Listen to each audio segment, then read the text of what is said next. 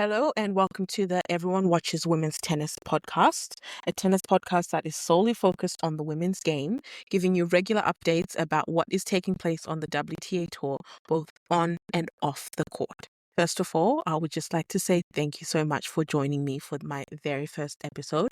I am honored that you've taken the time to come and listen to me speak about something that is near and dear to my heart, something I'm very passionate about, and something that I would like to explore even further. So, as I have said, I'm very passionate about tennis, women's tennis in particular, maybe too passionate that I am constantly bothering my parents, my siblings, my friends with facts and just updates about what's going on the WTA Tour.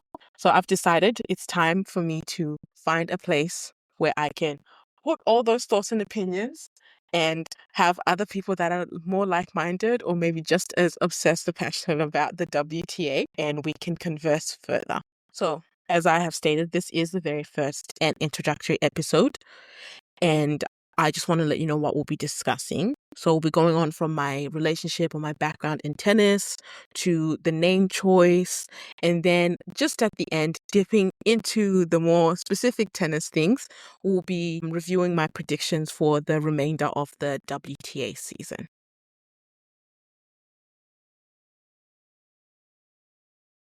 So the first thing I think maybe to start off, because I want you guys in this first episode for you to get to know a little bit about me. So we'll start with my background, my history in tennis, and all of that stuff. My qualifications, I will preface this by saying I am not qualified. I am just someone who is extremely passionate about the sport. And like I said, particularly about the women's side of the sport. And delving into that background and history, I'll start by stating I have never played tennis professionally. I have never played tennis recreationally. I have never trained to become a tennis player. I have never joined a club as a hobby playing tennis. I am just an avid fan and viewer. Technically, talking about the technical skills, I don't have those in my repertoire. I don't have the skills. I cannot serve over the net. I'm hoping to change that in the very near future, but at the moment, I do not have that. Like I've said, I'm an avid fan and viewer at most. And I do think you can learn a lot of things by just watching a sport. I'm nowhere calling myself a professional. I'm not calling myself like an analyzer. This is not the place if you need tennis advice, how to fix your forehand, how to serve better. It's really not. It is more a place of reporting news and understanding the dynamics of the sport, or someone who's watched and thinks they have some sort of insight. I watch a lot of tennis. Watch some sort of insight on the sport and what's going on. But let me go a bit deeper into my background and history. So living in Australia since I was 7 years old, and not just Australia, Melbourne, or 2 hours out of Melbourne, but Melbourne, Australia, since I was 7, means that I have had the pleasure of having a home Grand Slam. Each year, where I live, a Grand Slam comes to us. Tennis has been in my core memories, has always just been around. It's kind of how I start my year off, if you know what I mean. It's always how I started my year off since I was about 7, 8. Anyway, so that's when my core memories of tennis began. And the tennis was always in the background, like I won't say my parents, my dad would watch it, my sister would watch it, and I would always know what's going on. But being very young, well, 7 or 8, it's not very young, but it's still young. My attention span could not handle watching full matches, particularly watching the men's matches. I was like, well, 5 sets for what reason? It was too much for me. Even the 3 sets were too much for me to handle, to be able to watch a game from start to finish as a 7-year-old. I couldn't do it.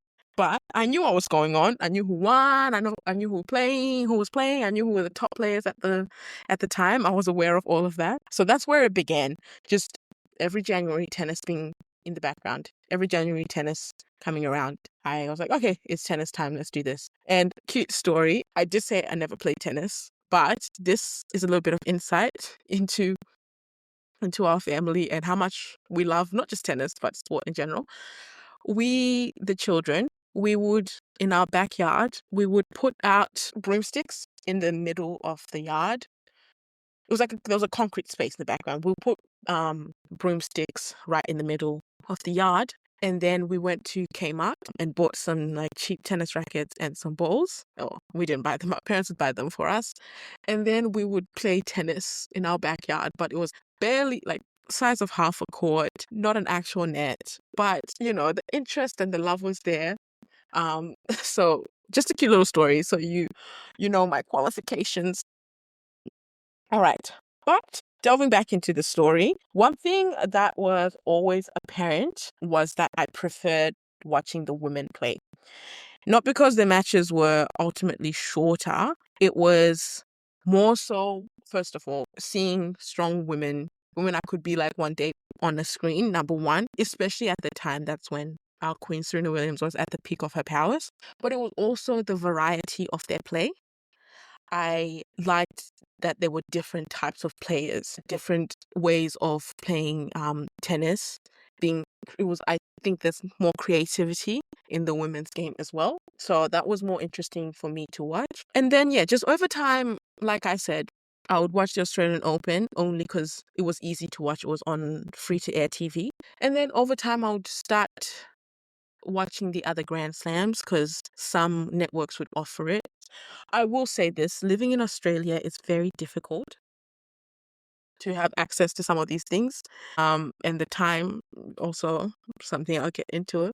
But yeah, so I'll start watching the other Grand Slams. And then over time I started watching like Indian Wells, like the bigger Masters or the bigger 1000 tournaments. And then getting more into it, I just started watching all the 1000s and then the 500s.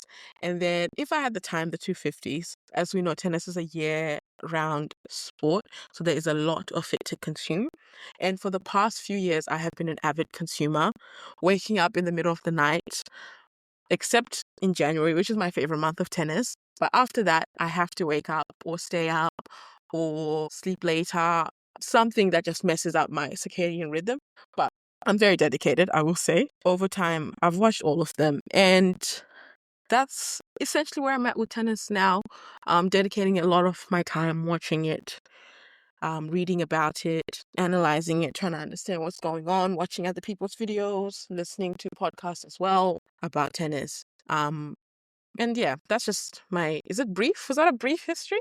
I'll say that's just my brief history with the sport. All right. So we've got that out of the way, the boring parts. No, it's not necessarily boring, but I'm hoping that you got to learn a little bit about myself as well and how much I love tennis. I think over this podcast, you will learn so much more, but I hope you've gotten something out of what you've learned just now. And then going further into this particular podcast, I call the segment What's in a Name? Where did the name of the podcast come from? I'll be honest, it's not a very complicated story. It's a pretty short story, not the most interesting. I'm going to tell it. I'm not going to be the decider, you be the decider, but I personally don't think it's that interesting, but I do think it's a good name. So, where did the name come from? So, it started in I think it was the 2024 US Open. Correct me if I'm wrong.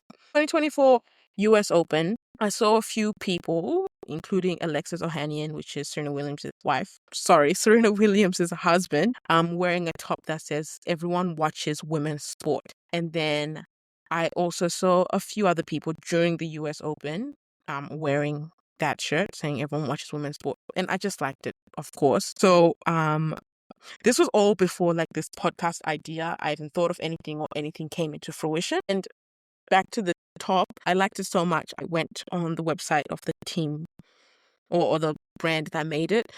There's a lot of dupes online from Temu and Shein, but I was like, no, I want the real deal. So I went to order it, but obviously it was sold out. So I put myself on the wait list. And I'll just let you know the brand's name is Together, if that's the right pronunciation. You know when brands have some sort of calligraphy or font with maybe an image? So you're not sure if the brand is just pronounced how the normal thing is said. Is it just Together or is it Together X? I don't know. But Together. And I actually signed up to their newsletter because they're a great brand that highlights and focuses on women's sports. So they're always sending updates on what's going on in other sports, not just tennis, but would be football, basketball, etc. So I liked being on the wait list for my top, which, by the way, I don't know if I missed the notification telling me that the shirt is available for me to purchase, or I don't know what's happened there, but that I'm still waiting on the notification. But I like the brand. This is going way off topic. I like the brand because it does give me update on what's happening in other parts of women's sports. Anyway, so when 2025 rolled around and I started off thinking of like names, that kind of just dropped into my head. Everyone watches women's tennis. And specifically because I've always been a loud supporter advocate of women's tennis. Growing up, people were like, oh, I'd always say I prefer watching the women play. There's this thing that people like to do. They like to be like, why? The men are stronger, they're faster. And I'm like, okay, that's cool. I'm just telling you what I prefer, what I think. I prefer watching the women's tennis. It's always been something I've stood on. So it just made sense to call something that, like everyone watches women's tennis. So the name kind of dropped in my head. I had other names in my head. I was like, that I thought of. And then I kind of took it to my panel. And my panel is just my siblings. Took it to my panel and I was like, guys, what's the best name? And they voted on F1 Watches Women's Tennis. And that kind of gave me the stamp of approval, the go ahead to pick the name, because I was kind of feeling a bit iffy considering it came from that t-shirt. But I like the name. And yeah, it's memorable to a certain extent. And it's kind of like a siren call as well to people be like, okay, come on, let's watch some women's tennis. And that's how we came to be with the name. But I think that's enough for introductory episode. I don't want to bore you guys. I don't want to talk too much. So it might be time to get into the tennis. So this podcast has actually been in the works since the start of the year, but I haven't had enough time, or I've been maybe too afraid to press the button into recording and doing everything that comes with that. But when the season started, I did write down some predictions of where I think people will land in the top 10 for the WTA, who I think would win the Grand Slams and the WTA finals. Those are just the things I'm going to quickly do little predictions on. With the Grand Slams, I will say these are based on what I wrote at the start of the year.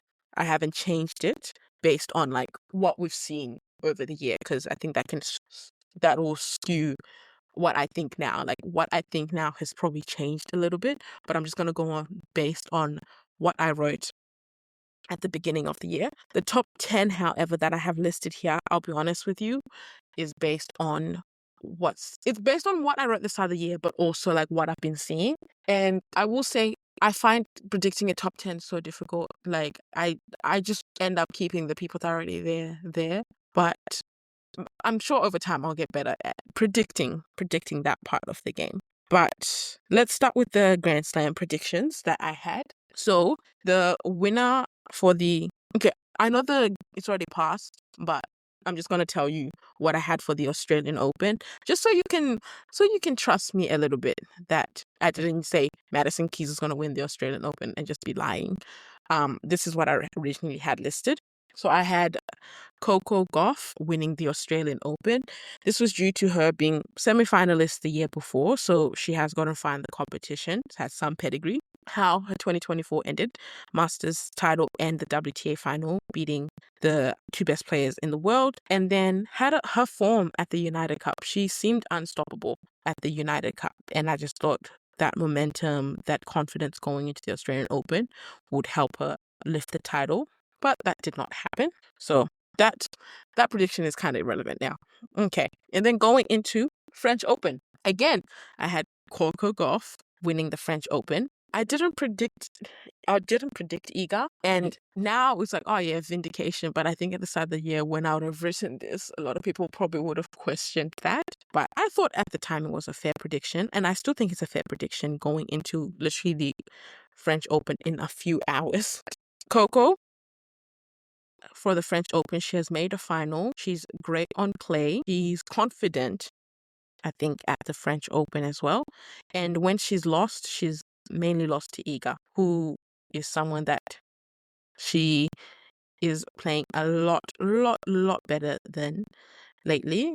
She's won the last 4 meetings. Madrid, United Cup. I think the last 4 meetings. Yeah, I think the last 4 meetings. And then for the third Grand Slam of the year, Wimbledon, my prediction, I have got here listed Aryna Sabalenka as the winner. She's made the semi-final once. She didn't play last year. I think she's great on grass. And I'll be honest, this is also like a dream one. I wanted to win a Grand Slam on another surface. And I think Wimbledon could be a great chance. And I also think Arina Sabalenka has been the best Grand Slam player for the past 2 years. She's made semifinals of every Grand Slam that she's played for the past 2 years, except for Wimbledon last year, which she didn't play, and French Open, which she lost in the quarterfinal. She lost in the quarterfinal, but she was unwell. So, maybe I'm hoping, dreaming. And then another hope and dream, US Open, Naomi Osaka. She's won it twice before. She's well, no, she's not at home because she's Japanese, but she's where she grew up in terms of like being in the US. And I just think it's time for a full comeback. And I think she's doing it slowly but surely. I think a lot of people are being really harsh on her. And I think maybe she's going to do when we least expect it. But I think she will win another Grand Slam. The talent is there. Like it's Naomi Osaka. It's there. We just want to see it. And I think people have given up on her too quickly because I've seen things where people are saying, oh, if Naomi doesn't do well, this like I'm done. And I'm like, well, she's been back for what?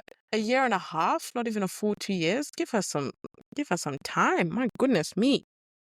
All right, so that's all for the Grand Slams. Oh, also we'll do the WTA finals. I've got world number one, Arina Sabalenka, as well as the winner of the WTA finals. Again, she's just been the most consistent player for the past 2 years. And I think it would be unfair maybe if her resume doesn't include a WTA finals at some point. And I think this year could be the year, especially if certain players don't reach their peak or don't, I don't know, fix their form a little bit more. All right. So that's that. So we said Grand Slams, WTA finals. And then lastly, year-end top 10. Guys, please, the year-end top 10, don't even, it's honestly just me putting the top 10 in different orders slightly. And this one's a bit of a cheat. Like, I don't know what I had written for at the start of the year. I can remember some of it, and then I'm kind of cheating because I've seen how the year already has gone. So, yeah. Anyway, but just let it go. Let it go. So, we'll start with number 10. I have got Diana Schneider. I think she's playing well. She does have quite a lot of points to defend coming up after the French Open. But if she can do well at the French, and if she can do well at the end of the season, and have like a good Grand Slam run, like maybe a quarterfinal, I think she has a chance to end in the top 10 because she's just outside of it at the moment. And then in ninth spot, another person who's just outside is Karolina Muchova. Again, she's always due for a big run in a Grand Slam and then a couple big runs in some Masters titles. And I'm hoping that this year she wins her biggest title yet, so either Masters or Grand Slam. But I think she'll be back in the top 10. And then we've got 8th place here. I've got Jasmine Paolini. Jasmine, it's because of the points she has to defend, right? Coming up the French Open. I think she'll do pretty well to defend most of her points at the French Open. But Wimbledon, I don't think she'll be able to. So I think that will lead to her dropping down quite a few spots. But she still has an opportunity to gain points over the season. But it's a hard court. So it might not be the rest of the season after Wimbledon is hard court, so it might not be her best opportunity to do that, but I believe. And then I've got number 7, Madison Keys. I think Madison Keys will stay in the top 10, but I don't think she'll move too much from where she is now, just because of like the Australian Open win, that goal fulfilled. I think she did do well going into like Indian Wells, and then that match against Arina Sabalenka, I think knocked her back a little bit, but she's been around for a while. She's had bad losses before. She'll come back up on top. But I think she's consistent, but I don't think it'll be I don't think she'll do like too much better than what I don't know. I don't like to say things like that. I don't like to give people their ceiling. They can show me what their ceiling is. But I think for this year, I think Maddie, it's like making quarters and semifinals. Yeah, but I think she has a big point to prove at Wimbledon. I'll be honest with you, I would not be surprised if she was in the final in Wimbledon. And then I've got, I don't know, some of these are a mess. Some of these can be interchangeable. I think we'll see Jessica Pegula. I think we'll start seeing a decline in Jessica Pegula. But maybe I'm only saying this because it's clay season right now and she's not doing as well, but that's not her best surface anyway. So that's to be expected. That's what I'm basing it on. I think we'll start to see a decline of consistency from Jess, and she has those US Open finals points to defend. Then we go to Iga. That doesn't seem correct. Okay, let me swap. We'll swap Iga and where I had Chinwen. Chinwen, I don't even know where to put her, if I'm very honest. We'll just put Chinwen at 5th. I don't really have a reason. She started off the year not well, so I think she has a lot to prove and she has to gain a lot of points. I'm hoping she can win her first Masters title at some point this year and get like a big boost. And then didn't really think too much into it. And then for 4th place, I've got Miss Iga Swiatek. She is currently 5th at the moment as I film this, due to her not being able to defend Madrid and Roma. But I don't think she'll be able to. I don't think she'll defend her Roland Garros points, which is the general consensus. And then I think that's the biggest part, her not being able to defend those points and maybe not doing so well at Wimbledon again, but not too many points to defend there.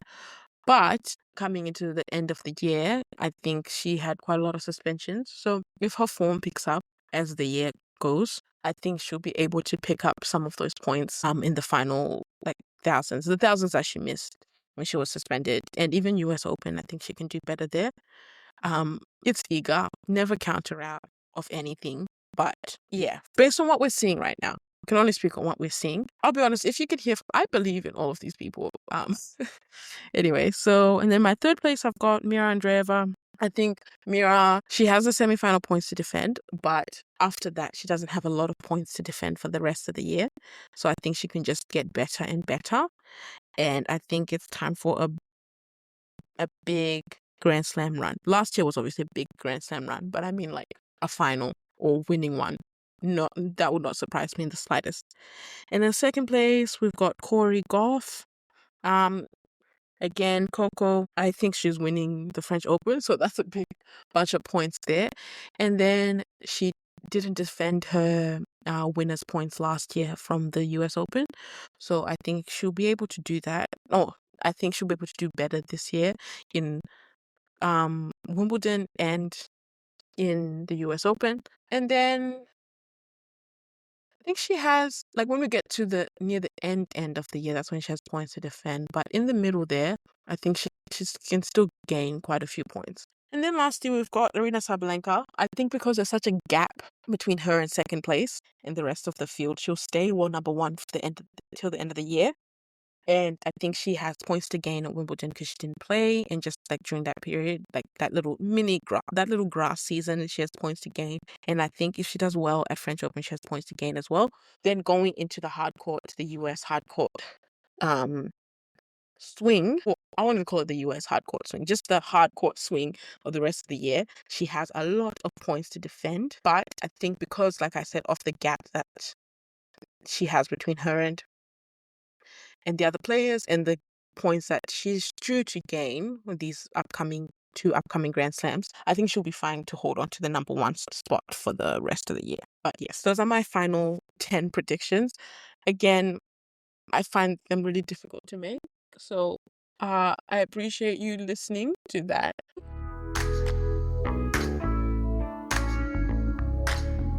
Thank you for listening to this very first episode of Everyone Watches Women's Tennis. I hope you've learned something, come out with something, and I hope to see you for the next episode. Thank you. Bye.